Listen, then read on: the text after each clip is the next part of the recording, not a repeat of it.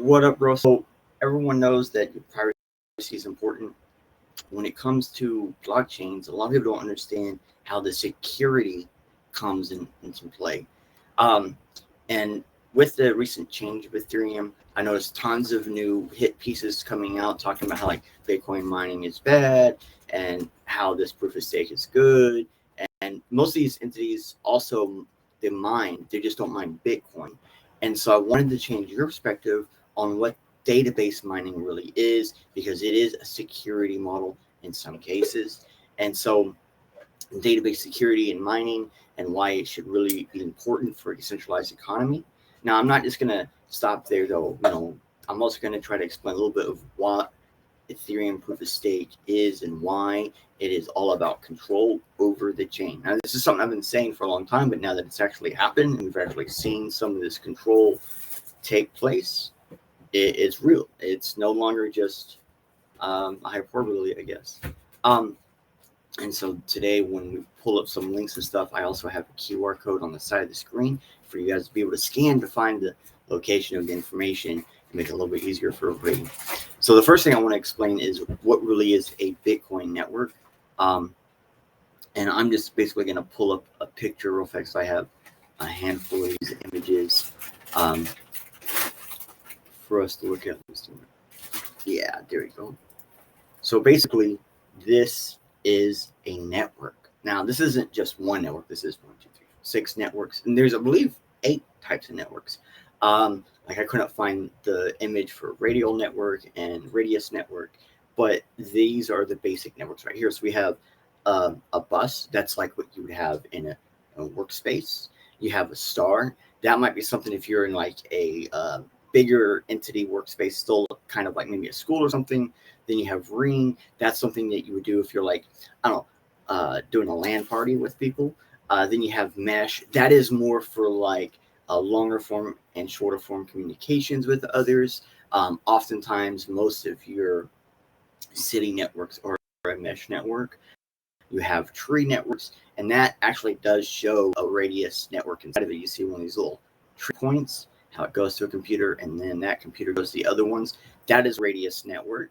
But this has a tree, which is basically a bus line, and then each one of these accesses others. And that can be anything from like paid walled content to tons of other things, normally some form of subscription data. And then you have point to point, another thing that you would do in a LAN party.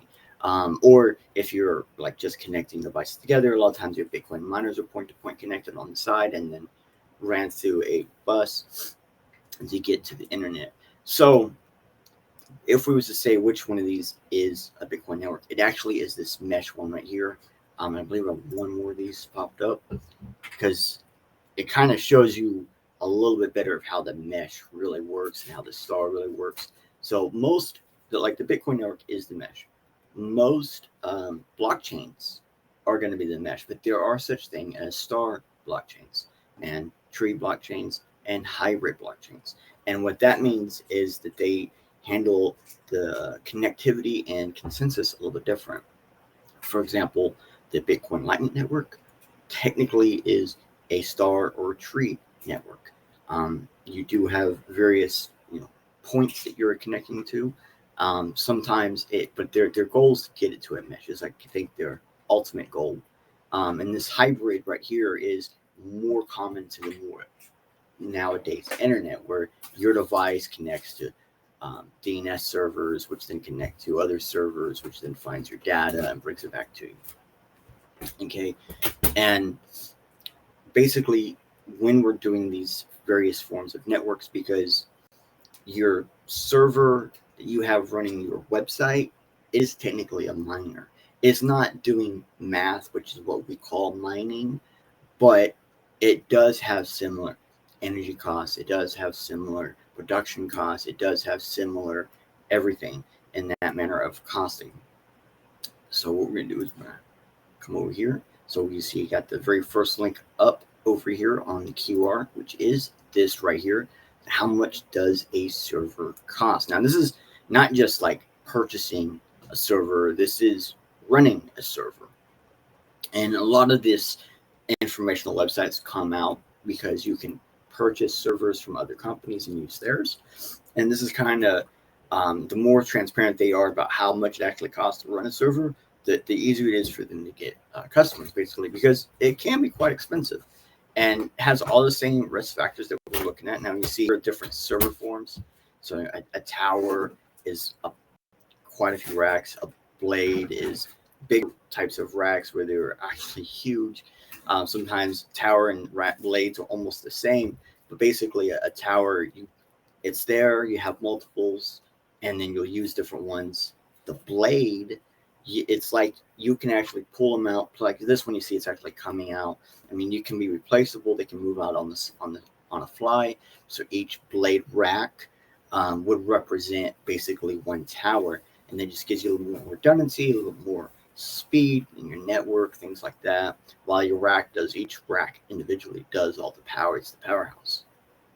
And so they talk about processors, GPUs. So basically everything you see in a cryptocurrency mining setup, but also everything you see in a proof of stake setup.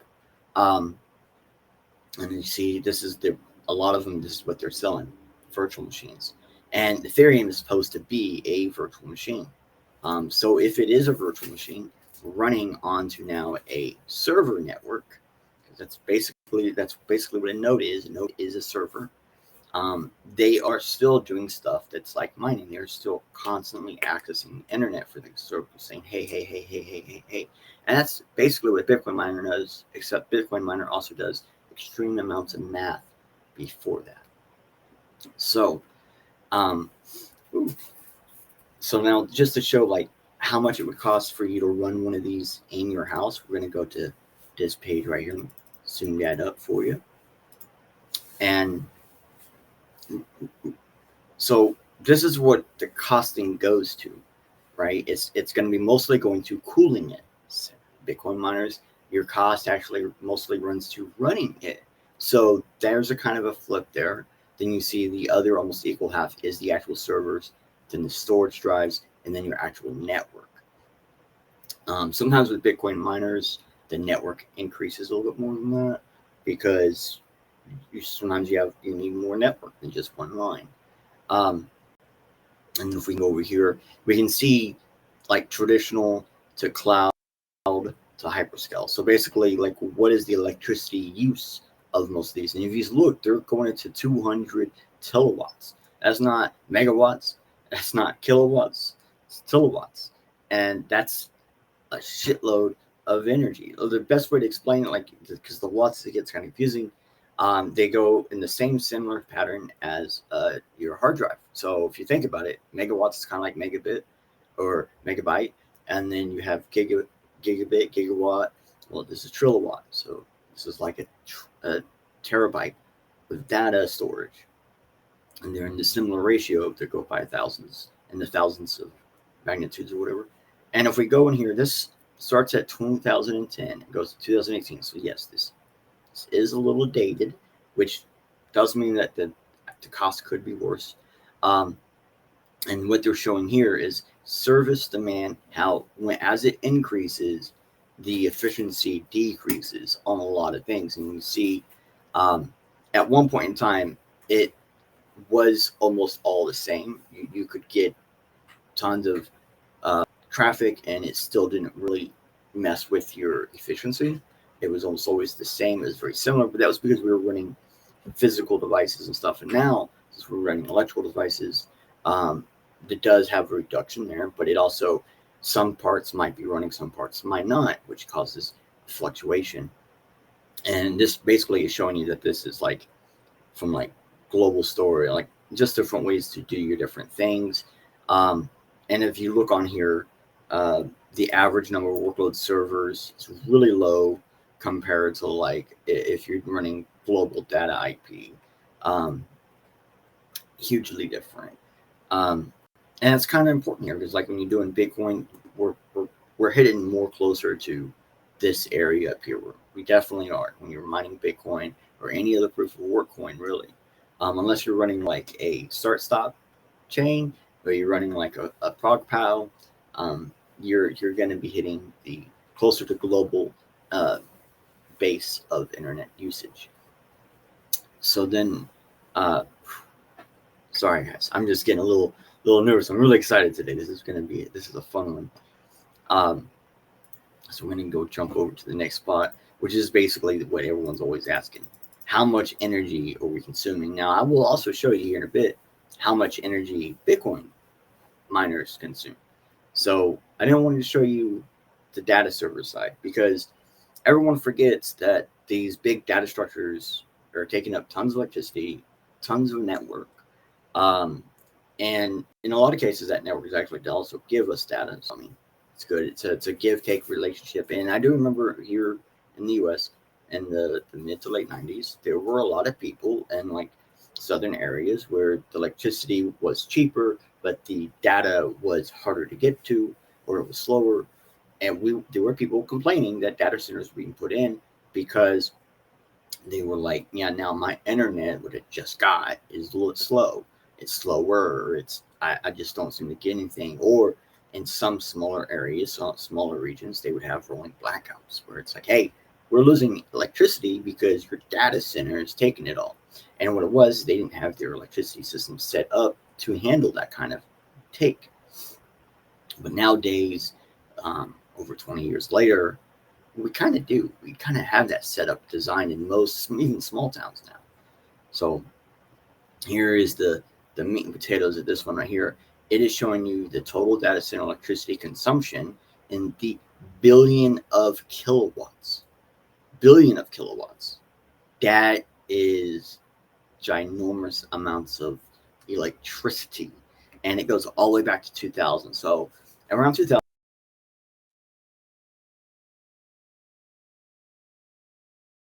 it was somewhere between 20 and 40. So right around for the year. And we see here it goes down, it breaks down infrastructure, network, storage, servers. And the main thing right here is actually going to be storage and servers put together. So you see as it just kept going up, and then it's when we start getting the SSDs and more electronical parts, it kind of almost flatlined, but it still does go up. And let's see, we're on average hitting like around 80 billion kilowatts, and they're saying from here to here, so from 2011 to 2020, they use a total of 620 billion kilowatts. And we do see that the energy efficiency did get better after 2010. So all the space is being used up for something. And if we see like a majority of it really is, it's going to be your infrastructure and network. Boom, boom. Two things that Bitcoin miners have the least amount of. A lot of times your bigger farms have to handle that differently. And with us talking about like these data centers, we got to get the big money. We got to get the big number guy. So AWS is probably the largest data center on the globe at the moment. They have a lot of good information too. They also really try to be as transparent as possible about how much electricity they're using and stuff, because everyone looks at them. And I just want to show you, this is their website. This is AWS website about their energy consumption. And I just want to show you some of the people who are kind of behind pushing them on how they use electricity, how much they're using, everything like that. And it just basically, because like the big thing is they innovate with proven solution partners. They're trying to find ways to fix their energy costs, because at one point in time the energy costs got extremely high. So people they work with are like Global Energy Renewal, GE, Global Energy, BP, the big petrol, and then oil and Maxion. So these, like Maxion is probably a newer one in the gate, but this is traditional oil, this is traditional petrol, this is traditional electricity usage. Now, yeah, sure, they also build like the wind farms and stuff. And I think here in Oklahoma, we actually have quite a large wind farm because we get winds of 10 miles an hour. So it's a good source of wind energy. And we do have an Amazon center near that wind farm. So we do see they are trying, but just to prove that they use so much energy, they have to have partners in these other groups, which has kind of kept the news and media off of them. When you have billion-dollar companies behind your trillion-dollar company, it's a little bit easier to get the news to just kind of stop. It's easier to put in donations. It's easier to do various things, but also because they are partnered with such well-known companies, people kind of believe what they're saying is the best way to point that out to. It's not really no more of, hey, yeah, you guys donate us money. It's more of, okay, we actually trust the people that you're with. Now, I always say don't trust, verify. If more people didn't trust and they verified, then we'd be able to see that some of this that we're seeing here may be a facade in some areas, and other areas it may be really truthful. And that's kind of important because we're actually going to pull up their actual costs. We're going to pull that up. So, oh yeah. I had them in the wrong spot. My bad. So here's Amazon Web Services. See, they show you how much they make. They also show you how much the operating income is. So how much does it really cost difference between what they're making and what their operating income is? Is ginormous. You see this giant gap? That's production cost. That's what the unsold thing here is. And this is in the millions. So we're talking like 2,000 million in the cost. And the reason why this is important is because it does cost a lot to run these things. And that's what I was wanting to show you with this. Is basically when we look at this image, this is AWS. No joke. See this over here, this big box down here in the left-hand corner? AWS. But on the right-hand side, AWS. On the top side, AWS. And like this one computer on the very far top left, that is your computer. So it makes sense that it costs a lot of money to run it, right? And I'm not trying to sit here and be like, hey, AWS is bad. What I'm actually saying is there's a reason for the cost, but not one bit of that reason is security. Okay, that's the big thing with these servers, all this stuff. They're not mining for security. They're mining for service. And when you're looking at that, that's cool.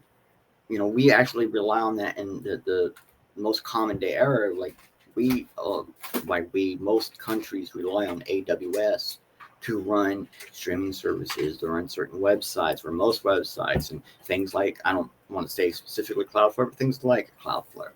And all of that makes a huge difference because, without these ginormous data structure systems, the internet would just be really slow. It'd be way slower than it is right now. And I actually like this image because it shows DNS networking. It shows traffic control, like how sometimes internet is not connected to the other internets. Love that. But before I keep kicking out on that one, we do have to show you grosses. Let's see, next one. Yep.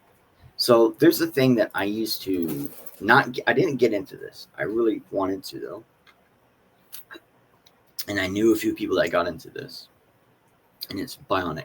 And I know a lot of people tell me it's not Bionic, it's Boink, but it's Bionic, bro. Bionic is this Berkeley something Institute of Network Control Computing or something like that. Basically, it's a giant network that just all works for the same cause.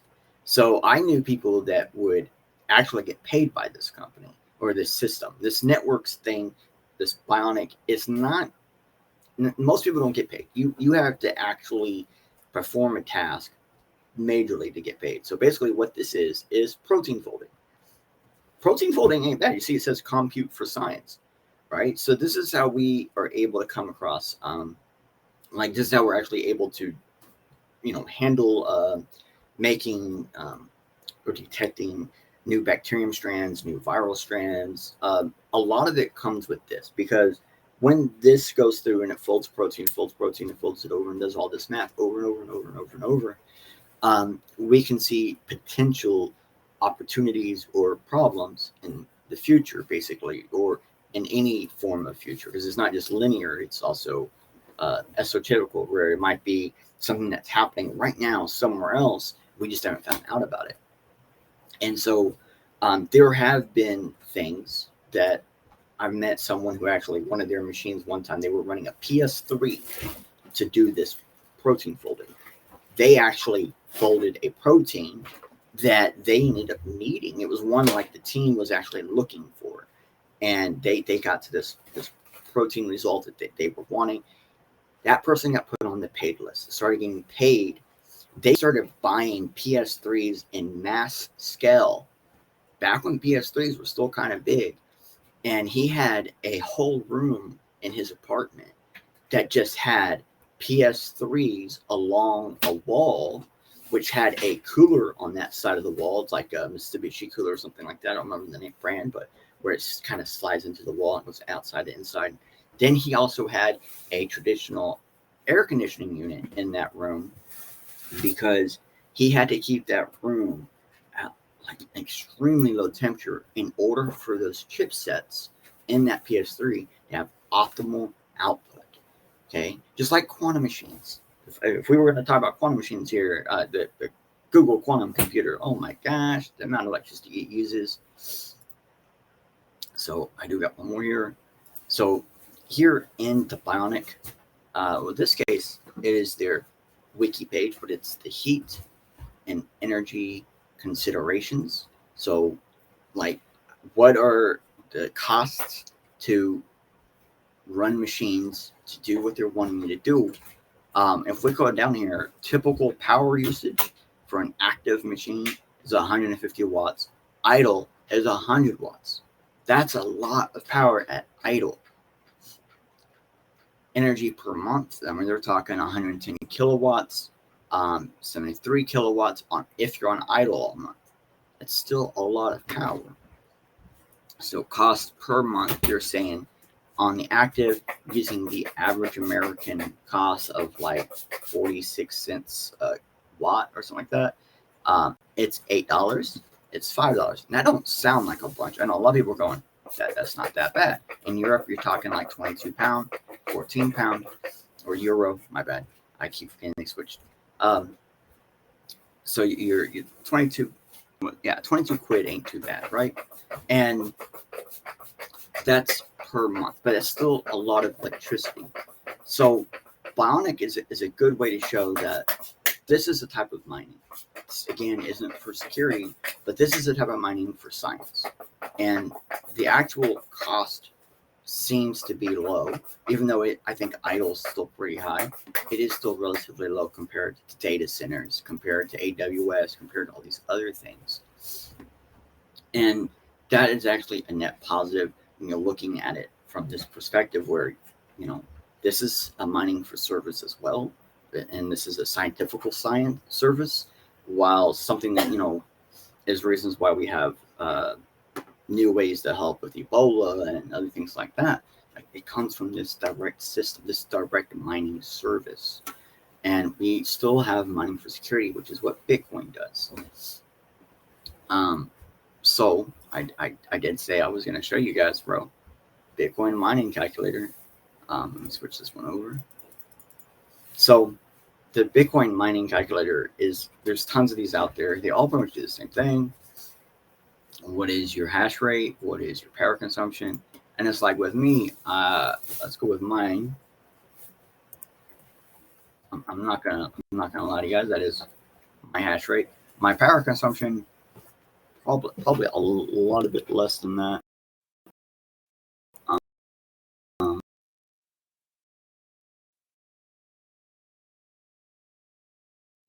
I want to say it's like,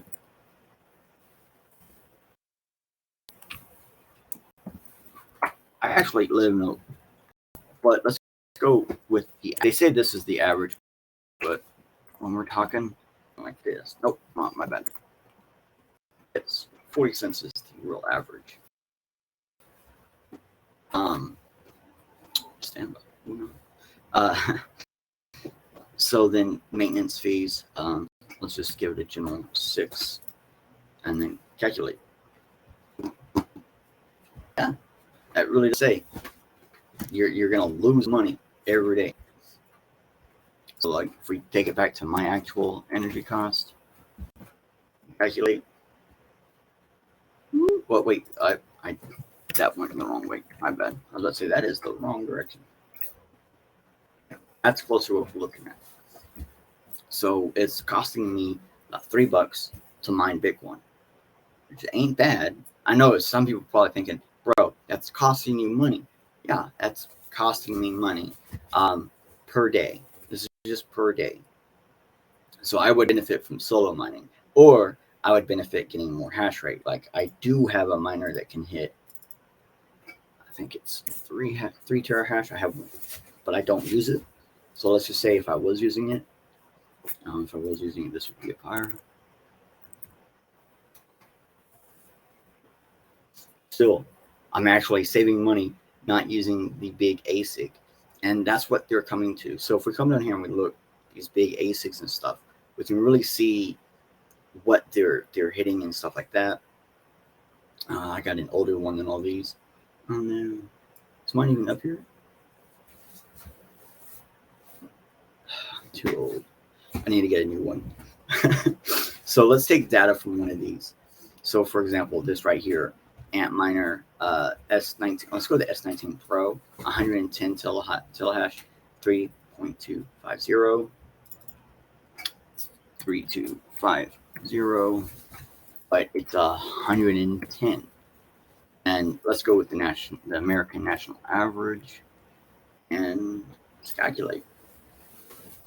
$23 a day in the red, and that's just right now. That's completely based on what the price of Bitcoin is right here. But if you see, there's actually a revenue coming in now, and that's the huge difference here.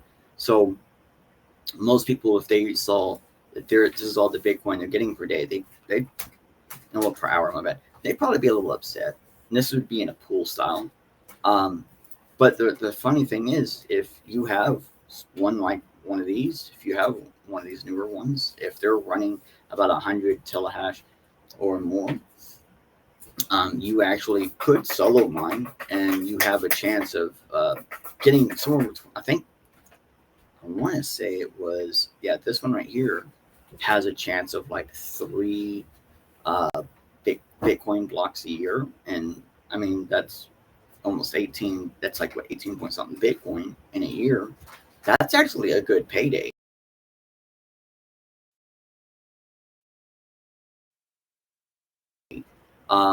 And for most people, that probably would run. Dang, I'm still issues. No, had internet issues all day. I had to change my DNS, but we're just gonna keep going because when you see the differences here, and this is just in their electrical cost. This isn't in the cooling cost or anything like that. While this is in the electrical cost, it's also not really the cooling cost, but most of these ASICs have cooling strapped on them. So keep that in mind. While the other Bionic, you have to separately cool it completely on your own. I just wanted to show you this because this isn't the only way to do Bitcoin mining. A lot of people, they do what we call green mining, which is something you don't really hear about on TV. Like here in Oklahoma, we have a big facility that does mining. It's one of the top 5 in the world, top 5 in America, I believe. And they actually have a green energy solution. Not just the wind farms, they have solar farm. They also have hydro power where they actually running steam and running a generator, and then they drop that water down to the ground, and it runs over a water turbine to drop it down to the ground to cool it down. So just the act of falling, it then runs its own pump to pump it back up, which is also another way they produce electricity. So here we have Clean Spark. It's probably one of the bigger green energy mining solutions or systems or companies or whatever. And they are definitely working towards 100% renewable energy. And they've been doing this for a while. This isn't just one that popped up out of nowhere. They've been at this for a while. And I remember at first when they popped up, we all kind of laughed at them. But now if you look, they have multiple facilities right here. in America, we can see their hash rate, everything they got going on. So 2,247 Bitcoin, it's not half bad. And this really is, operations was the other page I wanted to look at. Should have had that pot up in the separate one. My bad, roses. Oh no, that is 1 minute. Okay, cool. So basically all they're doing is just basic solutions. When solar, and if they can get someplace that has a dam, they connect up to the dam. Because there are like parachute dams where the water drops down and spins turbines before it does anything else. And then so the Great American Mining Company, I think the name's a little convoluted, but the ideal is solid. So here is what we're seeing there. That is the output or overage from natural gas, oil miners, various ways to store this stuff. You have to release pressure. And that is literally how energy is removed from these more traditional systems. So what this company does is they find places that have at natural, like it says here, oil and gas, and they aim to reduce the amount of flaring, which is what we're seeing up here, the reduction of production to handle overgridding or know where to put electricity, basically. And because it's harder to start and stop these types of systems, so it's just easier to flare it. It's technically cheaper to flare it. And so they come in and they give these people a miner or a mining, like we can see there's three, or it's one of these sets. I think it's actually these over here. There's a bunch of miners in here. So they just run miners to get rid of the excess. And it's easier to start and stop a miner than it is to start and stop an oil or gas facility. And so it really is a green energy because it's only going to be wasted if it isn't being done. If someone doesn't come in and do something, it just gets wasted. And upstream. Now this one's, I think, a bit newer, but they were a good one to include just because they build the system that the last company uses and some other ones use. They have these black boxes, and that's what these are. These are distributed data centers. This is what we're seeing out in more rural areas, in like not my area really, but more like Texas, and I want to say it was closer to like Nevada and stuff like that. We're actually seeing these pop up, and they're locked down. They're put, you have to put down a foundation. They're screwed down to the foundation, and they have solar panels, and they can be plugged into other networks. And one of the things that they can be used for is reducing stress on an overcrowded electrical system, because people think that it just have enough electricity, you just keep pumping it. There is something called electrical stress, and these grids sometimes have to turn something off to reduce the stress. Well, you can put these in to just siphon off some electricity to reduce stress. You can also put these in to completely run on their own.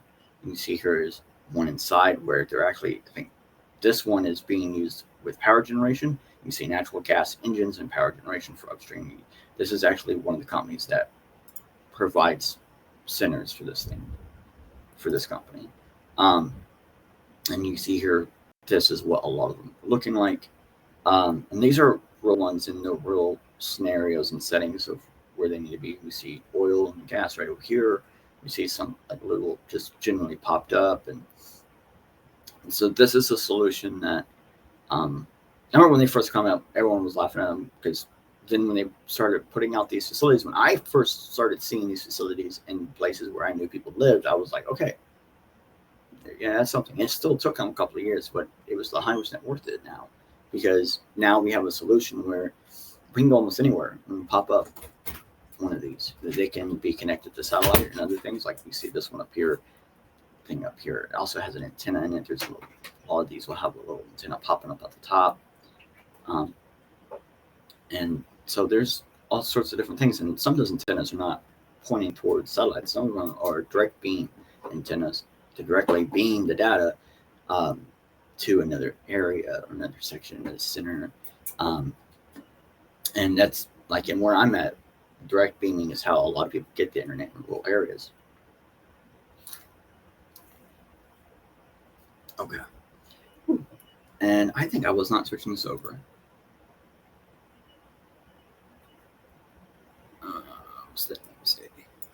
Hold on a second, 1 second. Okay, so this is the one that was just on. My bad. I forgot to switch that over.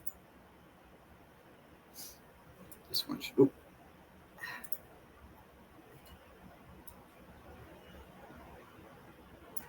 Okay. So I just want to show you this real fast. This is about green energy mining.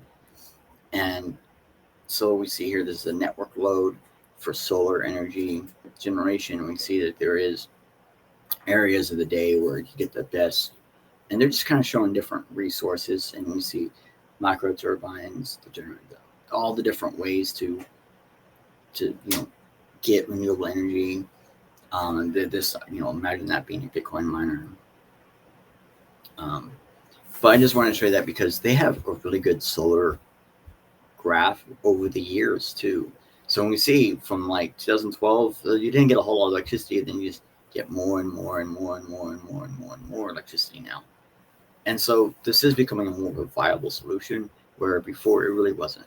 Nowadays, actually, you get a brand new solar panel working fullest to its capability. They got solar panels that bring in a small amount of electricity during the night. Just if you don't live in a big city, you actually get enough energy production during the night to run your microcontroller. I think it's microcontrollers. Okay, so oof, I think I went too far. My bad. I scroll down on the wrong thing. So proof of work mining, it's not as it's being perceived. Basically, it's a lot of people are working towards green mining, and at one point in time, like I think it was over half of the known Bitcoin miners were green miners. So it's nothing like what it's saying. A lot of people that are going, oh, it costs X amount of the amount as much electricity as Finland. That's all estimated. They can't even prove that. And in the past, there have been people and companies have disproven these statements before. But nowadays, it's become unbearable to disprove stuff in the public light with like your mass media, your news. And it's like, well, we still need to, because they're not accurate. What they're saying, what they're talking about just is not accurate. Because Bitcoin miners, they really want to get the best, run for their buck. They want the most money for the least amount of whatever. And renewable energy is one of those methods, because if you have a way to get energy for free, you're definitely going to get the better cut of the deal. So now we need to go, what is proof of stake? Bitcoin mining, you kind of get an idea of what it is. You kind of get an idea of where the energy cost is. And you do see that there's a lot of miners that have negative payout compared to how much energy is being really used to run them. So at the same time, though, your data centers aren't doing that great. So what is this proof of stake? Basically, proof of stake, it is doing similar things. They are handling transactions and stuff like that, but there is no real math compared to proof of work mining. Sure, there is math actually being done to handle transactions. Same thing with Bitcoins. Outside of their their maths that they do to secure a network, they do stuff to like handle ordering their data into their block and other things like that. So those maths still exist on both chains. So the only difference is there's proof of stake hasn't been done yet in a way that is what we would call less flawed. And Bitcoin mining is not flawless. Cryptocurrency mining is not flawless. It's less flawed than Web 2 mining for security. And if you think about it, it's like way different than security. But proof of stake just has not been able to hit the same less flawed state. And that's huge and hugely important, because when we're talking about amount of flaws and stuff, like proof of stake, there's not to this day been a proof of stake that's worked.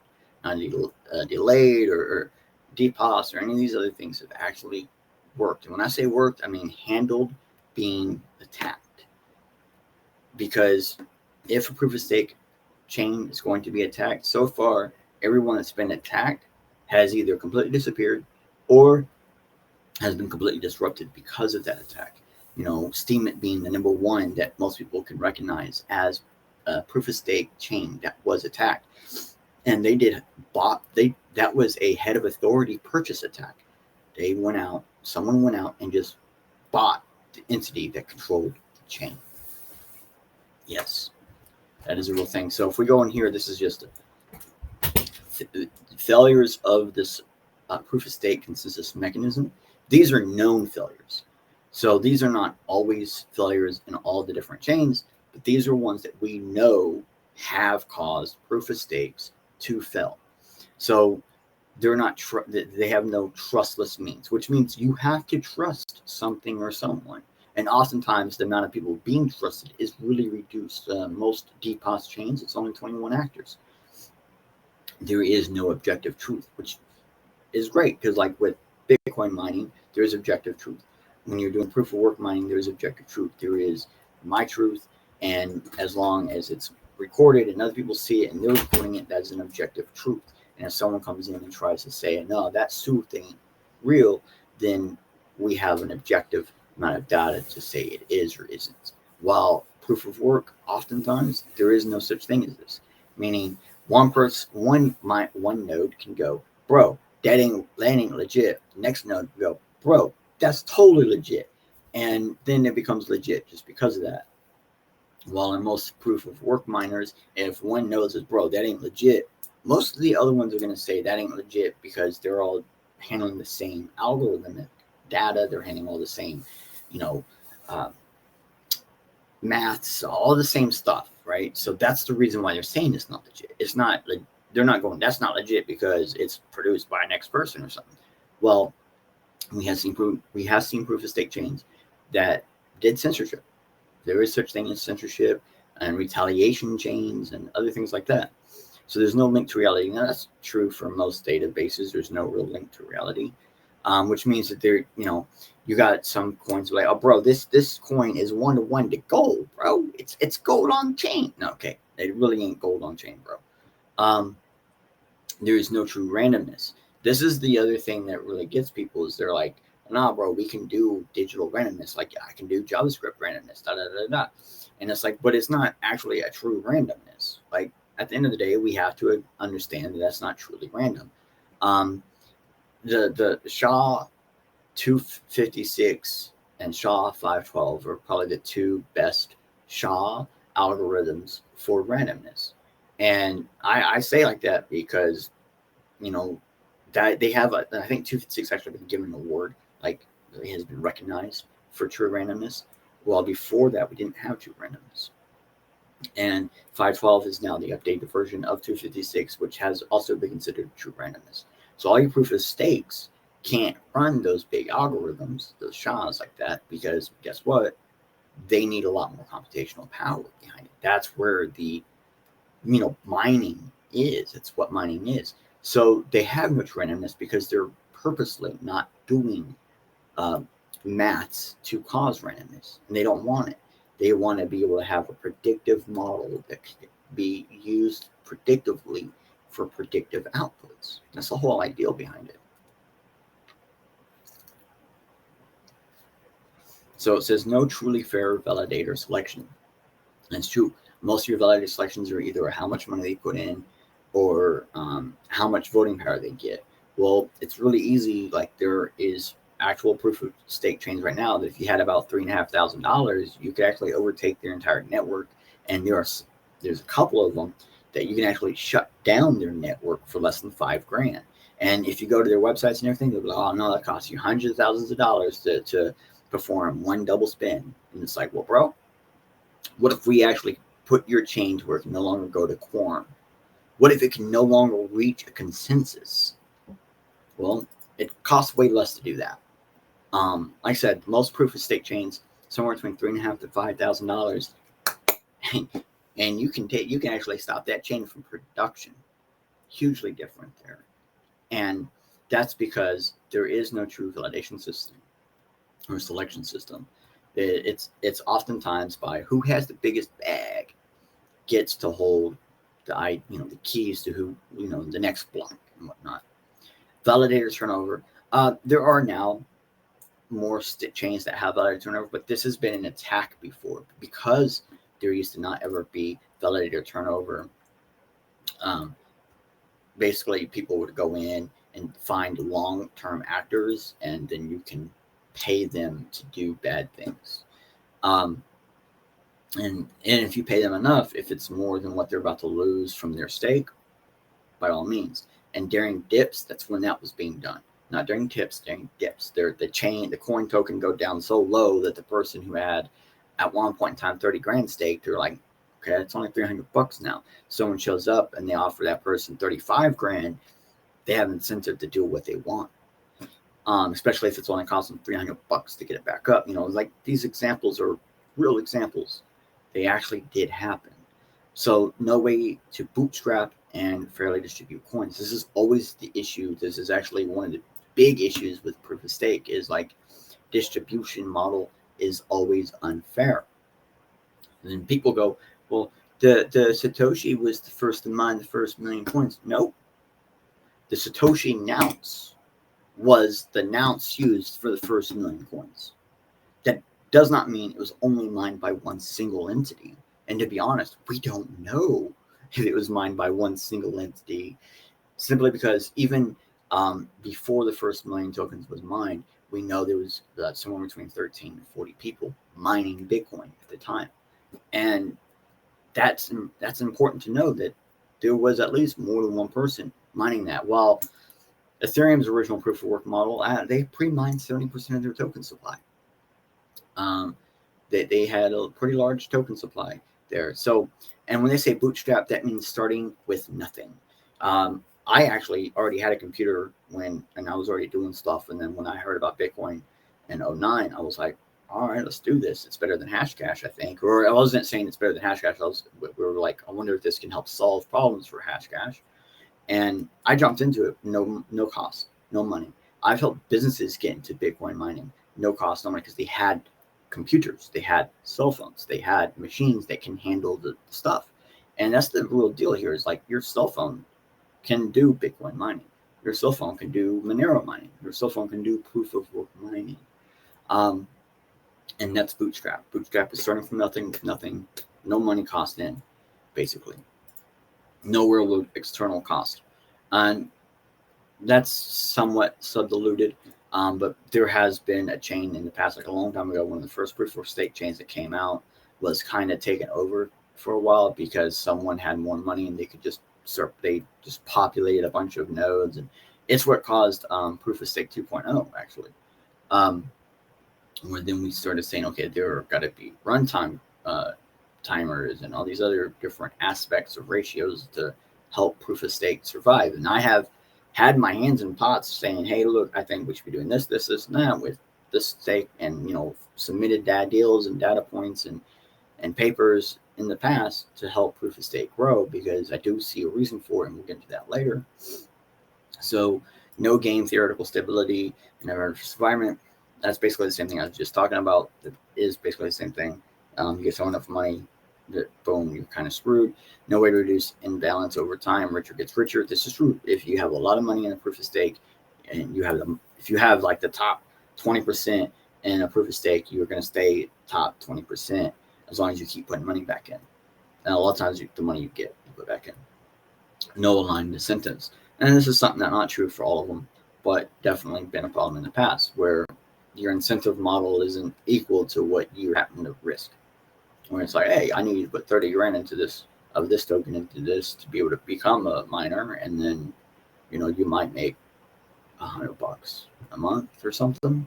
So all of that's really important. Okay, so this is the proof of stake. My bad. Behind again. All right. So now we know some of the flaws behind it, because there are tons more, and each one has their own, but these are the common known flaws. So let's get into Ethereum proof of stake. Big picture right here. Big thing, right? Everyone, been talking about this for a long time, and now it's here. So it is a form of proof of stake we've seen before. This isn't a new proof of stake model. I'm not even sure why they took so long to do what they did, because in the end of the day, they took someone else's blockchain design.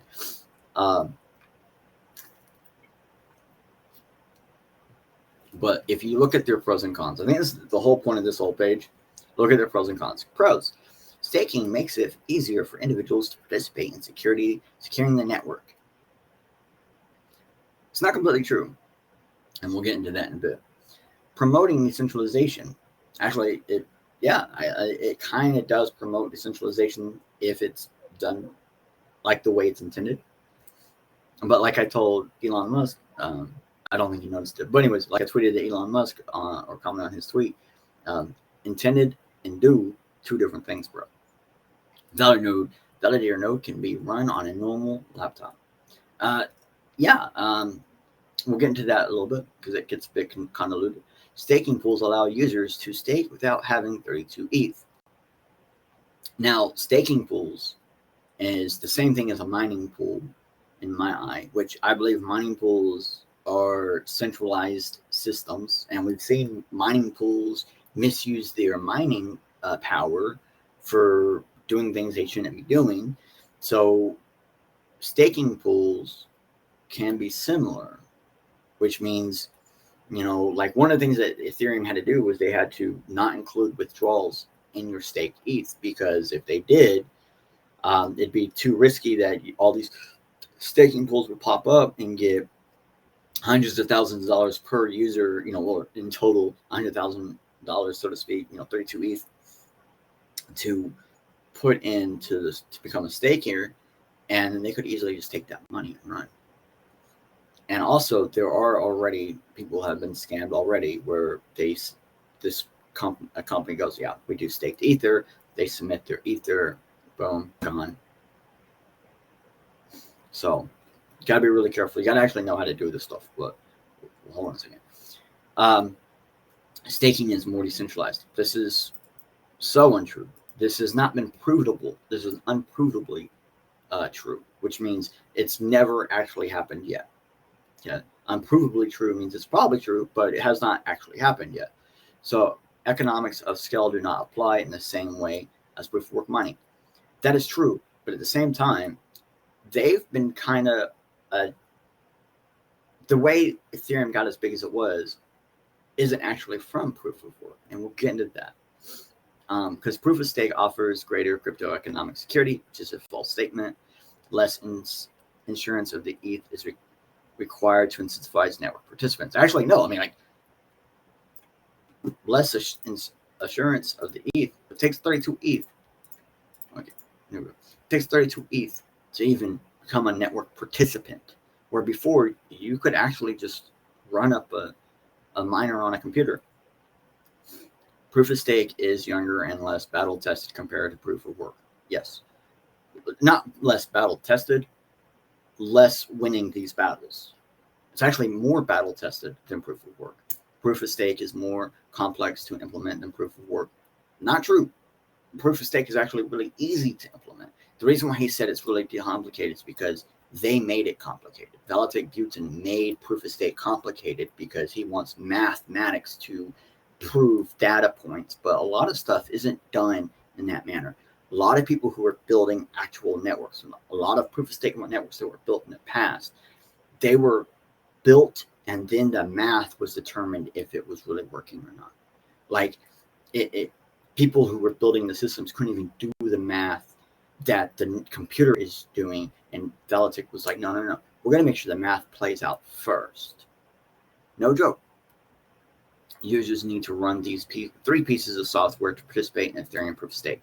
Instead of one, you now need three things of software or whatever. So you actually need more of your computer has to have more something in order to do proof of stake mining compared to proof of work mining. It didn't. It just needed one thing and boom. And a lot of times there were websites you could just connect to and boom, you were doing it. Okay, next one. What does it take to actually run a node? This is important. You need software, hardware, and you got to be online all the time. I did have one of their pages. There's somewhere in here, there is a page in the Ethereum thing that actually tells you that you have to be online 100% of the time. You cannot go down at all.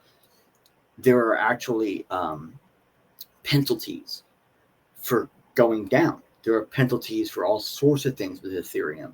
I think they probably spent more time handling how penalties are set up than anything else because they have tons of penalties. They even have a thing somewhere in here where they say that you're not going to get slated, bro. Slated means cut completely. And in case you don't know, it means cut off, cut straight, cut completely. You're gone, done, gone. All your money gone. And they say you're not going to get slated, but if you go look at their stuff, oh yeah, you could easily get slated, especially if you didn't know you was like getting penalized over and over and over and over. And it can't prove that it's censorship, just can't prove their security model, can't participate in the same way. See, like they're saying their participation is like you doing something on the chain. Well, before there's tons of platforms and websites and stuff that allow you to do stuff on the chain without anything. So really when I say participation, I mean the actual security model, mining, staking, that actual thing. Not everyone will be able to do this. I mean, 32 ETH is a lot of money. Let's not take this lightly. Decentralization, can't prove that yet. Now, this is these three right here. It's going to take them anywhere between 5 and 10 years to even prove they have these. And censorship resistant, actually, Veltic Putin even said himself, there is a chance that state actors can come into play. State actors can do sanctions and stuff. And he said that there's a possibility that if a sanction happens on something, that another node might not follow that sanction. But here's the thing, though. That's just a possibility that could be changed in a later update, which means it could be removed or it can't happen in a later update. Voice your choice. You can only do this. So it says don't give up control in the event of a fork. So all that is referring to is your stake, because they actually made it almost impossible to fork Ethereum. Right before doing the merge, they made it impossible to fork. They put a bomb on Ethereum chain data. So if you try to fork it, you have to disable the bomb, or else it's just going to fail on you. For proof of work too. So this is actually the only reason why this is here, because they made it pretty much impossible to make a fork until someone figures out how to destrap that bomb. Think of running a node like your next step beyond getting your own Ethereum wallet. Bro, it's just a wallet. Like this right here, this solvency, this is just, it's marketing. We see marketing all the time, but I got to point this stuff out, because if I don't, most people will look at it and go, oh my gosh, I'm so relieved. It's like, this is just smokes and whistles. This is all smokes and whistles, bro. So we're going to go to the next page, which is solo staking. This is the thing that, solo staking is important. So we can look at different, not too high. There are tons of different people that you can look up to stake on.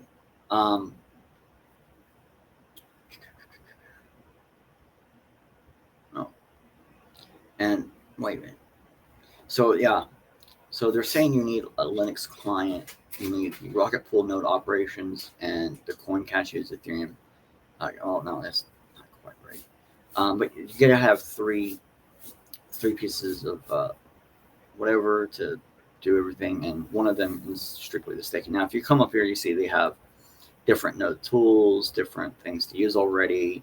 And if you're looking on here, if you notice in some of these names, there's like some of these names are big player names. These are people with a lot of money.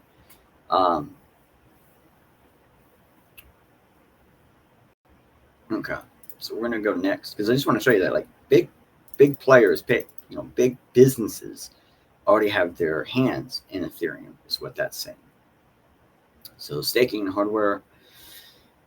This is the minimal amount of hardware you need to run a node, which I thought that was what they said on here, but I didn't see it up on here. Because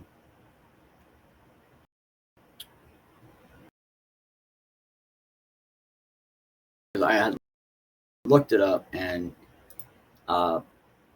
SSD, not hard drives, SSD.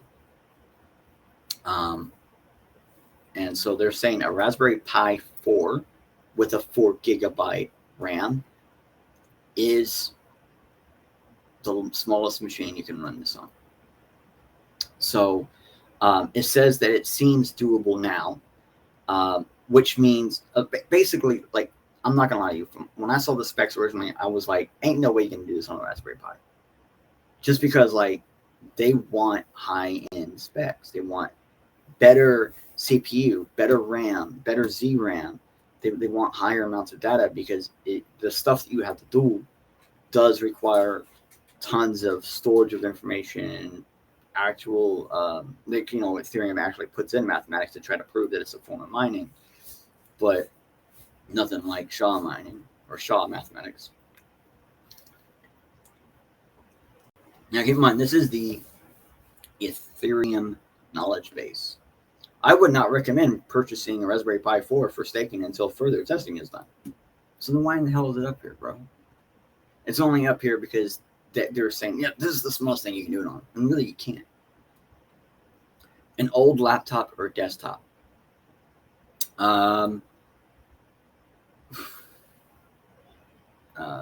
So if you have an Intel i5 or newer, you may be able to do this. And i5 is way more powerful than what you're going to be getting from a Raspberry Pi 4.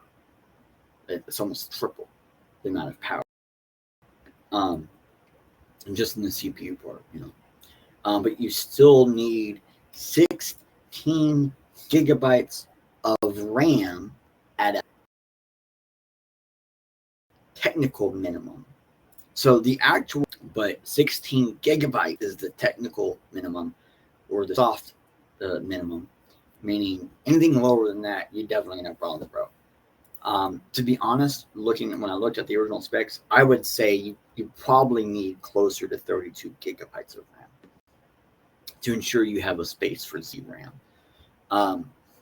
Your storage has to be SSD. You cannot use hard drive. It has to be SSD. No answer buts about it. You don't have a choice. And which means it's going to fill quicker, in case you're wondering what that really means. So they're telling you to buy titanium or platinum PSUs. That's really expensive hardware, bro. That's just like connecting ports together. The fans gotta be bigger. Like you gotta spend real money on these things. And they're trying to make it sound like, oh, bro, you can do this without buying anything. No. No. Getting any i5 computer with 16 gigabytes of RAM, you should have, to find a computer that's already set up like that at purchase, it would have had to been a gaming computer in the first place, which then you'll have to increase its credits because it won't have that. And some of them, depending on how old they are, won't have the SSD, so you have to update that. New laptops. More of the newer gaming laptops can actually handle this, but you ain't going to do anything else. That's all it's going to be doing. And it's kind of important because there's a lot of people right now, they have gaming laptops, they mine Bitcoin while they play games. So proof of work mining can handle flexibility and stuff. A new pre-built desktop, probably $400, $600, but the desktop they actually explain is like a $4,500 laptop or $4,500 computer. They're talking about CPUs that go 6250, and that's some of the newest CPUs out there, where the CPU is going to cost you like $400, bro. You need, again, 16 gigabytes of RAM. I would really recommend 32. But all this is really pointing out is the cost to actually get a node is expensive. It's not something they keep trying to make it sound like Bitcoin mining, where almost anything can do it, bro. I can mine Bitcoin on a PlayStation, on a phone. So here they're saying NUC, mini PCs, and DApp nodes. So probably the DApp node, this is more equivalent for, because that's just basically on a VPS, virtual private server. So whatever, right? And it's saying for what you're doing, that's going to cost $20 a month, $2 a month in power usage. That's not actually true. If you're using like a VPS, that's more true, because you're not actually paying for the power usage. You're paying it down rate, blah, blah, blah. They cut it out over time. But here is the meat and potatoes. Server. Yeah, they want you to just run a full quality server with higher modem options. It's bad. My server runs at 100 watts, but it's pretty modern. My server runs around 100 watts, but that's pretty modern. Oh, sounds like bionic mining to me. Get an older one, expect 150 watts. Yeah, the older they get, the more electricity they use. So if you get a brand new computer, you're going to use less electricity than an older computer. That's $10 to $14 a month, and based on what we saw in bionic, that's right around 30 quid a month. So straight up. And they're also now showing you the actual like virtual private servers. And they're on here, they're saying upwards to about $40 a month, but I've ran VPSs, and for what they're talking about, you're actually looking closer to $80 to $120 a month in VPS. Like, no joke about it. I'm a little bit ahead of you guys. I see there's a lag between me and the thing, so give me 1 second.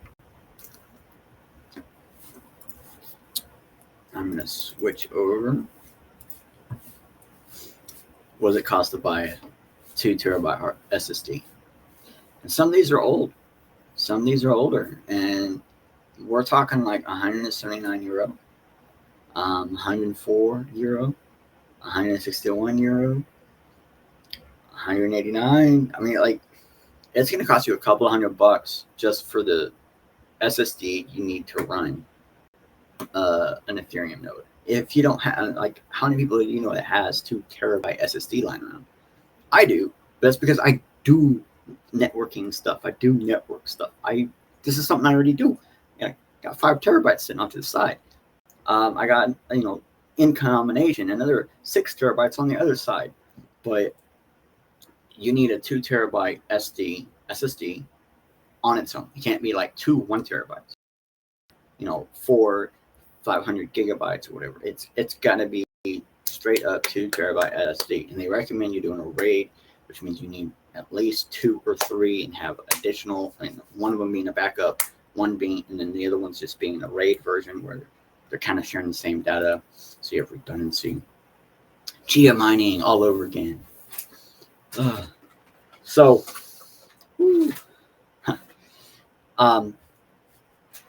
now what exactly is ETH proof of stake? If you haven't noticed, it's just a server. It is running back to Web 2 systems.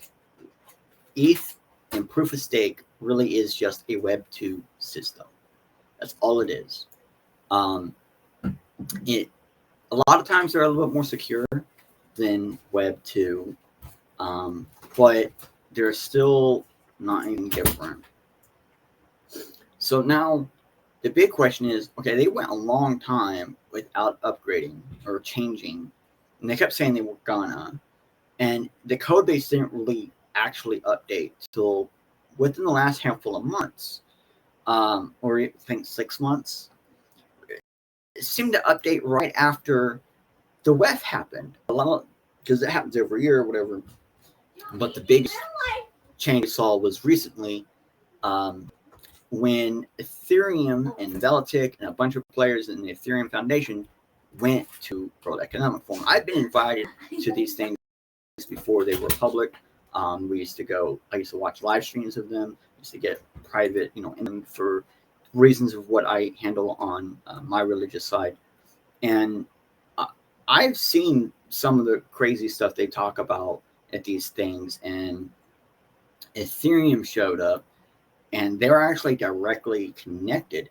And if you go through and you read all of this, you'll basically just hear them talking about why they went to proof of stake. But what they don't tell you is that they had, they were being pushed by not just WEF, but tons of companies wanted to get in their system. They wanted to get on Ethereum because it was a big money grab, but they didn't want to be involved with proof of work. And there's actually articles in this website, that's the official WEF website, that talks about why proof of work is bad. And so they had this direct influence go to proof of stake for these companies and WEF. And like the within minutes after the merger, let's just get real with what it really was. Minutes after the hard fork of Ethereum to proof of stake, companies all over were showing real life products that said like beer.eth and other things.eth. And what that really means is that they had already spent time, money, and resources to produce stuff to celebrate the fact they were going to go to Ethereum. This isn't something that just happened. This isn't something, I really don't think that they were really pushing real hard to get anything. I think they were trying to figure out a real solution. And then when they started getting all this financial push down, and they already wanted to get control of the chain, like Velitic had already talked about multiple times in the past, control of the chain because of scammers and other problems like that. And they finally said, well, what's the next best optional possibility or options that we have? And they talked about this whole thing called sharding. It's all sharding, bro. We do crypto sharding, and we're sharding our network. Our chain is a shard, but they didn't invent that system. There was a coin a long time ago called IOTA who invented what they were called sharding, but it's actually called the Tangle. It's also known as Tether. Originally, it was a Tether blockchain, but then they changed it to Tangle blockchain. And so I still get those two confused. So please bear with me as I mess those up. So IOTA came out with the original Tangle, which, as you see, the one of the big reasons why they wanted to do this is it was a greener solution. It's not exactly proof of work. It's more proof of stake. They were going for global trade and digital identity systems. So I went ahead and just, I think I had this on hand from when I originally looked at it. And it's not just another blockchain. That's the whole thing. And this is kind of some of the points that are in here are the same points that if Velitic Buterin was saying. Does he realize that he just copied someone else's blockchain? Most likely, yeah. Because this was a big one at the time. We're talking about this. I used to talk about how they weren't the best because it was more like traditional systems. And it is more like traditional systems. So here is the difference, and that is the current block. And on their chain, nothing is set like that, including like they have a flexible time mechanism, which I think is best because most, Bitcoin doesn't have time encoded into it. It has nothing to do with time. So, oh yeah, I forgot all about this. Annual cost of a personal server per year. It actually costs more than a water heater to run a personal server. It costs more than a refrigerator. And the Stell Power Edge being a really good one. But yeah. So how does a Tangle really work is, well, you have layers of verification, just like everybody else, except basically operators can talk to any other operator in any manner they need, and they may be connected in a different way. So this is really a mesh chain. And when you're looking at this and you're like, oh, well, cool, whatever, right? It doesn't take as long to process blocks or data, really, not really blocks, but data. But sometimes, like, you can get enough nodes into a Tangle and you can actually overtake a lot of the production of validation. It really is possible. It is one of the downfalls. If I get enough entities in here, I can actually start influencing other entities to do what we say by just keep having good results and then slowly change the line on what we allow, or within our own system, deny and access. And so not everybody has to be on the same page, which is exactly what Velvet Butin was saying about the current system they got. Not everybody has to be on the same page.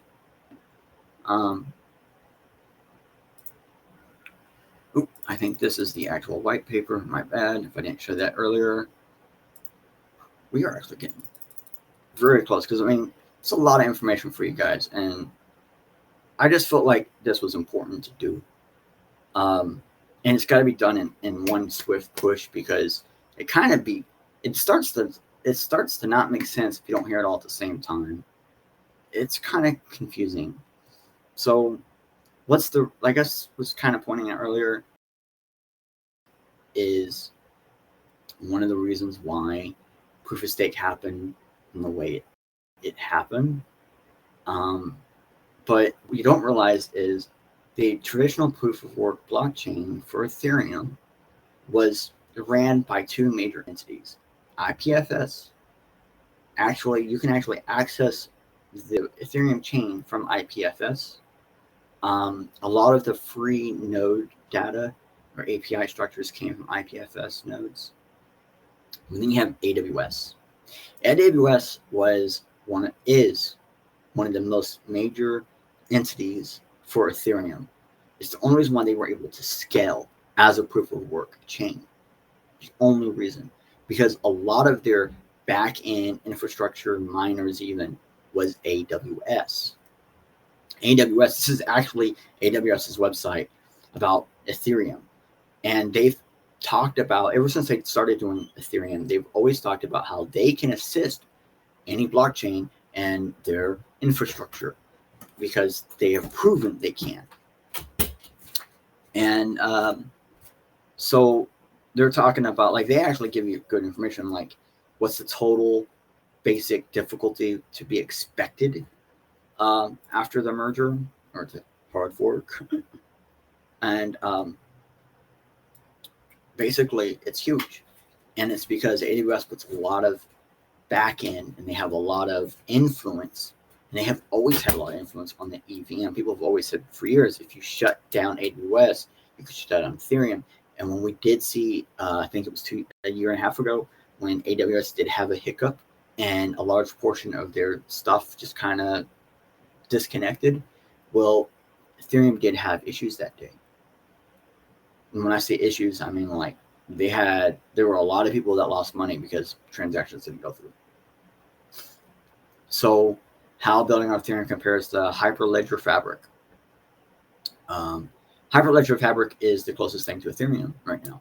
And this is not new. Hyperledger Fabric is not new. So we can see it's not much different. Now they're saying that it's a decentralized governance model, but no longer is it a decentralized governance model. It is now a distributed governance model. They're not going to say that. And this is back when it was still proof of work, as you can see here. So they haven't updated their data. So I guess then that would be true. Governance model was decentralized back then. And you can see different things. But basically, AWS runs both of these. They run both Ethereum and Hyperledger. And at the time of writing the data sheet for this talk, AWS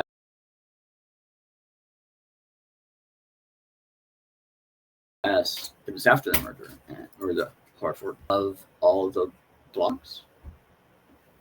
So they're like one of the top 2 or 3 producers of the blockchain right now, which means they're receiving the most rewards, which means they're receiving the most money. If you think about it, before, when it was proof of work, AWS could not guarantee that no one could guarantee AWS was going to receive an X number of blocks in rewards, right, for the block rewards. Now they can. Now they can predictably give AWS a predictable amount of Ethereum. Instead of just paying for the services, they also get this Ethereum. They can predictably have a predictable amount, which means AWS can make sure that they are putting the right amount of resources to use.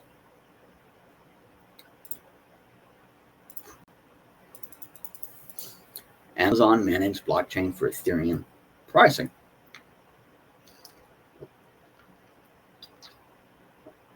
Yes, one of the biggest ways that people are going to do their Ethereum node is they're going to go through AWS. And so AWS is actually going to have a majority share of Ethereum, majority share of nodes. If you don't include the Ethereum Foundation, because the Ethereum Foundation actually holds more Ethereum than anybody else. They have like 70%. And the pricings that we saw on Ethereum's website directly came from AWS. Like if you go through here and you look at everything, this is where all their pricing points came from. So they can prove, oh no, that really is the real pricings, man, because it's AWS pricings. And there's the website, so you can see it yourself. Don't take my word for it. Go learn a little bit, because at the end of the day, this doesn't really solve anything. Anything this solved was it gave Ethereum Foundation more control of their chain. Now, Ethereum Foundation is number 1 block producer. AWS is number 2. I think it was actually, Coinbase was number 2. That was staked. Gosh, it gets confusing because like their block producer and their stakers are not the same. While most of them, if your top staker would be your top producer, but no, AWS was second producer. Coinbase was second most staked ETH. So I mean, like, it gets convoluted, but like, this is now a corporate chain. So a lot of people are asking, is Ethereum going to be the WEF coin? Not really, but WEF is definitely going to use it. Like the Schwab or whatever his name is said he'll take 100% of his pay in Ethereum now. Like 11 minutes after the hard fork. If they don't tell you what's actually going on, I can't tell you what's actually going on after that. But I don't want to just go away going, oh, bro, because I am a fanboy of proof of work. I am also a fanboy of proof of stake, but not in a security mechanism. So what different types of proof of stake is there? These are, this is a website I think so, like 4 years old. So there are a few more now. We have basic proof of stake, distributed proof of stake. I forgot what all PoS is.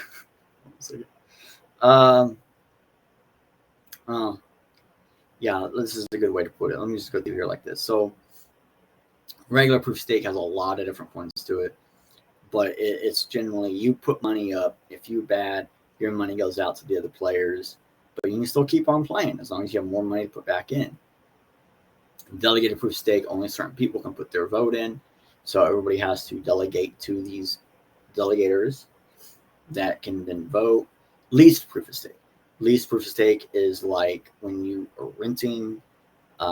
It's almost the same as delegated. It really is. Waves is the best example here. Master node proof of stake. This one has been a little bit more successful because you're your master node, yeah, it takes even more to get to it or whatever, to stake into it, and it does require, stuff. But there are master node staking where the master nodes actually run proof of work, and the non-master nodes, just the regular hyper nodes, run proof of stake. And so there are combination coins basically where they run both proof of work and proof of stake. And master node proof of stake is the closest thing to proof of work without being proof of work. Zero coin staking, just like PivX, which just basically means, basically anybody can stake. Anybody can put any amount of money up to start staking, and you have a chance of producing a block. And if you produce a block, you get a lot more rewards than you normally would. Okay, that was it. So a lot of what we're talking about here is pretty straightforward. It might not sound like it because it's coming from me or whatever, but when you're looking at the data and you're going, okay, proof of work is a security model. It's the same kind of mining as what Web 2 is.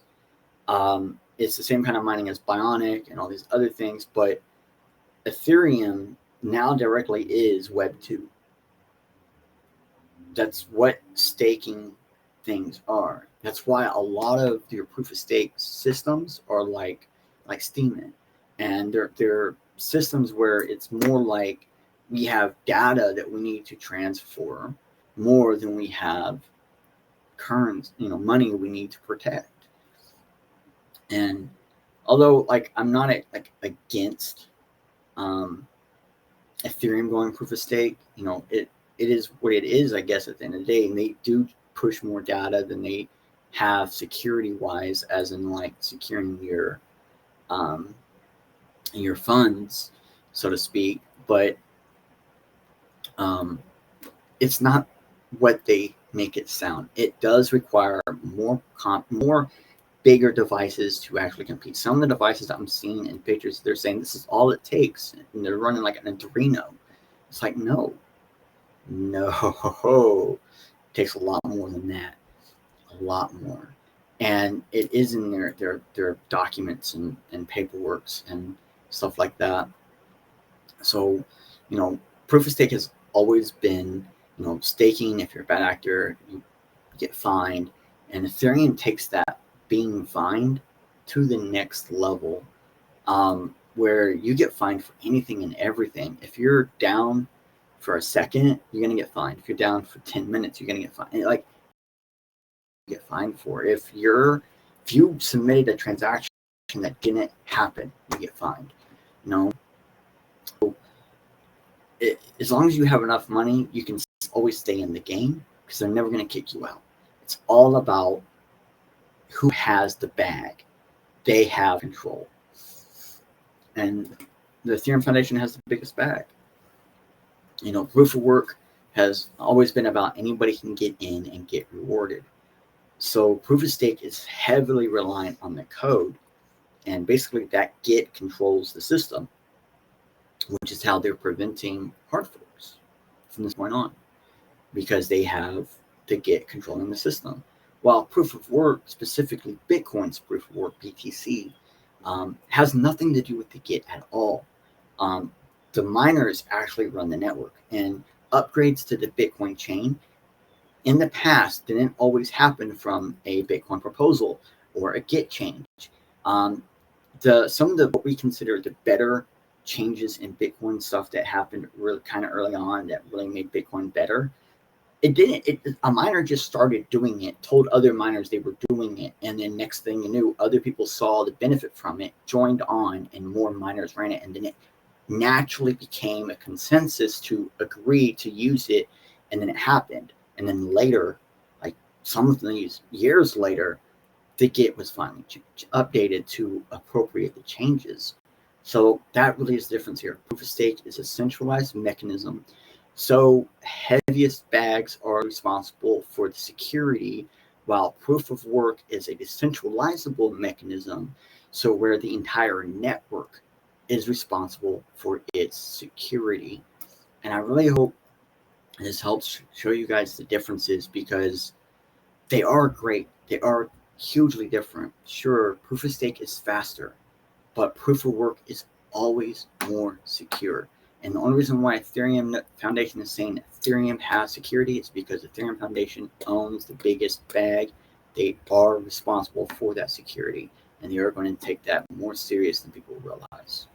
So I really hope you guys enjoyed today. That is pretty much it. You're probably gonna have to watch this a couple more times to catch all that data, and that's absolutely okay. Show your friends, tell everybody who comes at you, say, bro, this isn't so cut and dry, and it's going to take years for Ethereum to prove what they're saying.